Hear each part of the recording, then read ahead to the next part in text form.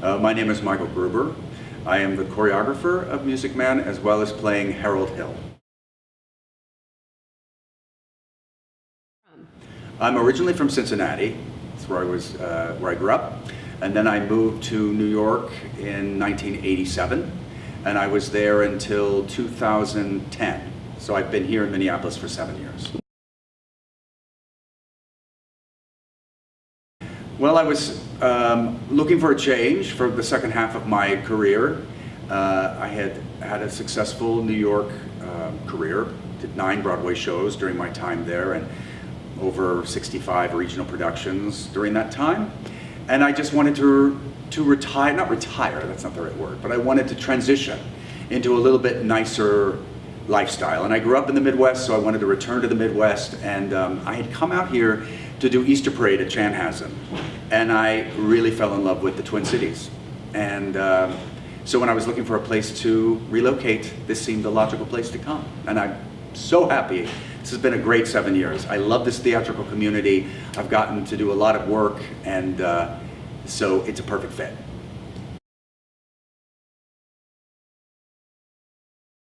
My sophomore year, I went to the University of Michigan School of Music, but I was there on a diving scholarship.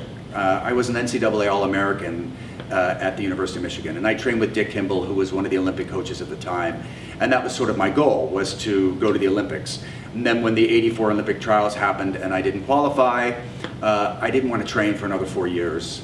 I was a 2-time national age group champion, and I was second in the world on platform and 3 meter when I was 14 at World Age Groups over in Stuttgart, Germany. So it was a big part of my growing up. And I didn't want to train for another 4 years. It was too intense. Plus my music career, performing career, theater career was enticing me, and so I needed time to focus on that. So then I transferred to the College Conservatory of Music in Cincinnati and finished my junior and senior year there. This is a kind of a great story. And the moral of the story is never turn down work, because work begets work, and you never know where something's going to take you. I was working at a summer stock theater in Morgantown, West Virginia.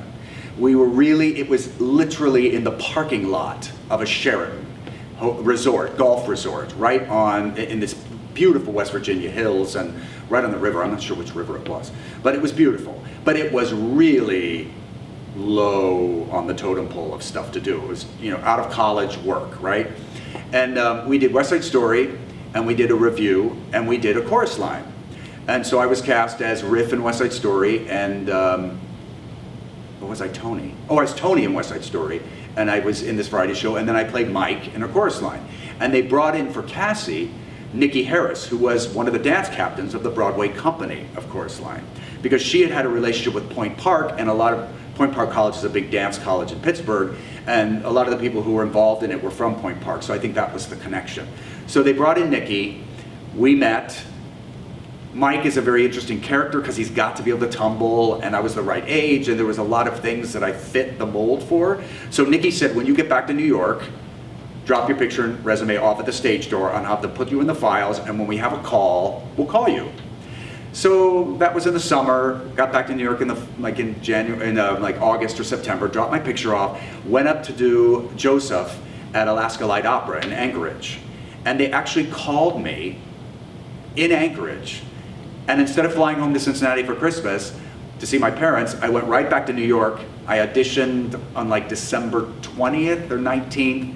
And then after Christmas, I think by the 27th or 28th, I got the call and they hired me to do the part.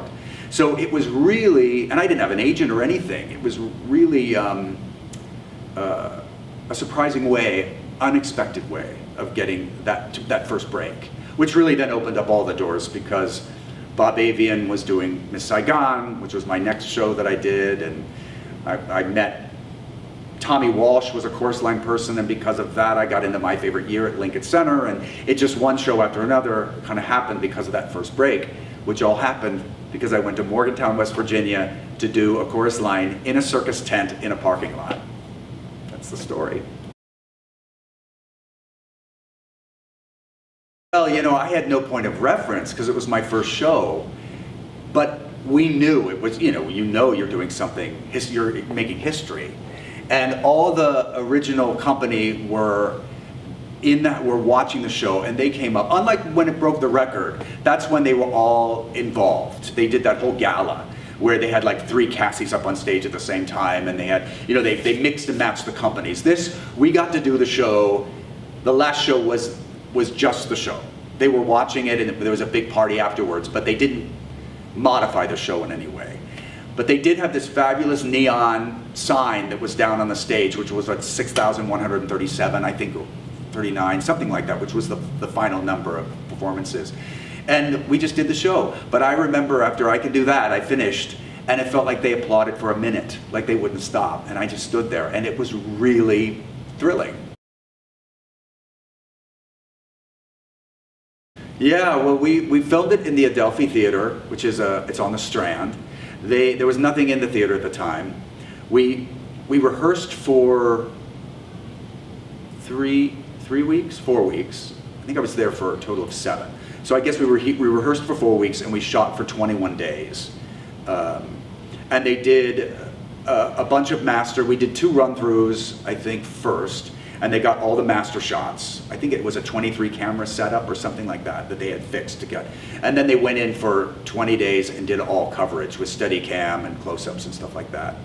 It was a trip, you know, and it was cool to be involved in something that was so definitive.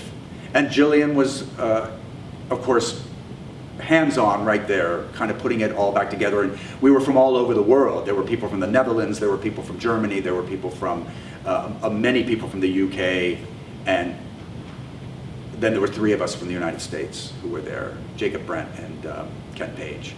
But it was hard work, but it was fun. It was really, really fun, so. I love doing Kiss Me Kate on Broadway. It was Kathleen Marshall and Michael Blakemore, that revival that was with Brian Stokes Mitchell and Marin Mazzie originally. I did it a little bit with Marin, then she left because I went in as a replacement. I replaced Jeffrey Broadhurst, who had, I think, replaced Darren Lee. I think I was the 3rd in a line of people going in for Hortensio. And I got to cover Bill, which was Michael Perez. So I got to do Bill Calhoun also. And it was just really a beautiful show and a brilliant revival of a script that I had done at Goodspeed Opera House in Connecticut, the actual original script, and which is not as, it was just old-fashioned, and they really pumped life. David Chase, too, I think, did the dance arrangements, and they were just great. They really rethought it and brought it to life. And I had such a blast doing that show. Just to do Tom, Dick, and Harry, and to do Too Darn Hot, and just to get to really dance. I mean, I have those Roseanne stories from doing Wizard of Oz. Roseanne Barr was the Wicked Witch. We did it at Paramount, in the Paramount Theater in Madison Square Gardens. And that was just to meet her. I mean, that was exciting and thrilling and bizarre, and she's great, but she is exactly who you think she is. That is who she is, that kind of real, and but to work with a caliber of a television star like that was really exciting. I was the Tin Man in that. Oh, it's great. I was coming back from doing Easter Parade here. I was finished, and I got the call to go in, and they actually wanted me to audition they were actually having a replacement audition for the Broadway company for Gregory Gardner, who is Michael Paternoster was leaving to do something. And so I went in and I auditioned for that, and they also, they were looking at me to play Zach in the national tour that was going out in the spring. This was in June. The Broadway replacement was in July. So Bob Avian said to me and Bjork, they said, well, we'd love you to do Zach on the tour, but we will also go in and do Gregory Gardner until rehearsals start. So you have like 6 months of doing that. And it's hard to be on the line, I tell you. Because standing there, just physically, at my age also, because I was 45, I guess, at the time, and 44, 45, and it's just hard. It's a hard show to be on your feet that whole time. But to be back on the line was also great, because it was full circle. And then I understudied Zach at the same time. So I went on for Michael a few times, Michael Perez again, who was doing Zach at the time, and he had some vacation time, so I went on, I think, 10 times or something during that Broadway run. And then I left to do the national tour, and I did a year out on the road with the national tour, which is great.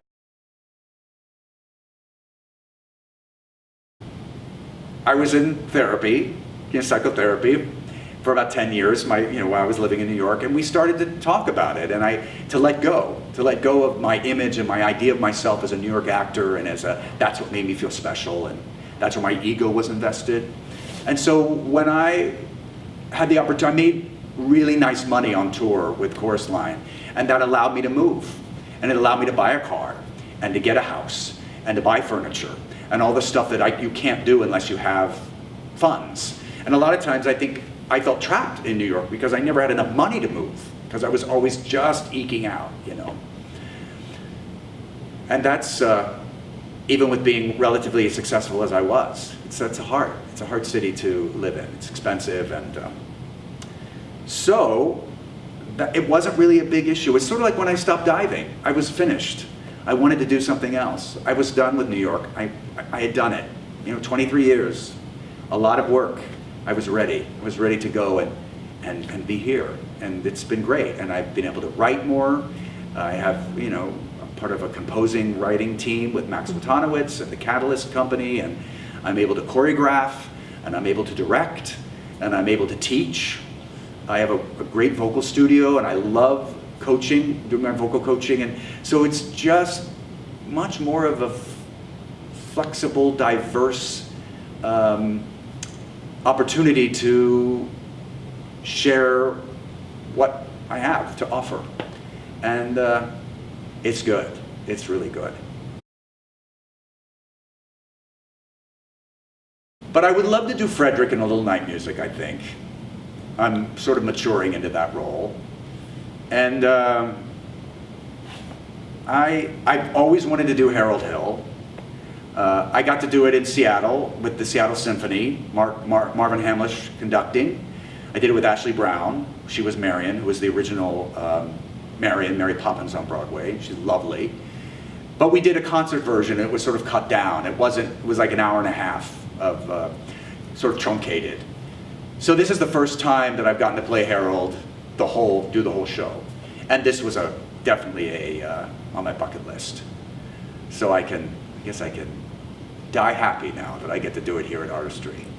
And I think it's going to be pretty great, we hope. We're still working on it, but I think it's going to be pretty good.